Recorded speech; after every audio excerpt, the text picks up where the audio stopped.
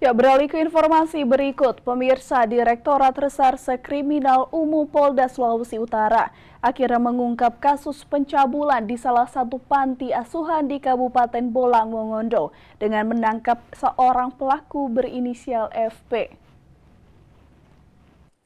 Direktur Ditreskrimum Polda Sulawesi Utara Kombes Pol Gani Siahaan mengatakan, pelaku membujuk korban yang merupakan anak di panti asuhan miliknya untuk memijat hingga akhirnya pelaku melakukan aksi bejatnya kepada korban.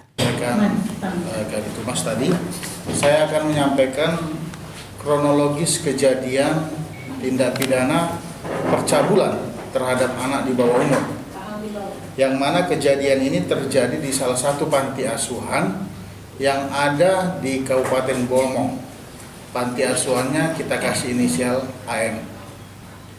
Kejadian ini terjadi sekitar bulan November tahun 2019. Antara tahun 2019 sampai bulan September 2021. Terjadi dugaan tindak pidana perbuatan cabul terhadap anak di bawah umur yang dilakukan oleh seorang tersangka dengan inisial FP. Yang dia adalah sebagai ketua ataupun kepala dari panti asuhan tersebut. Korbannya inisial GS.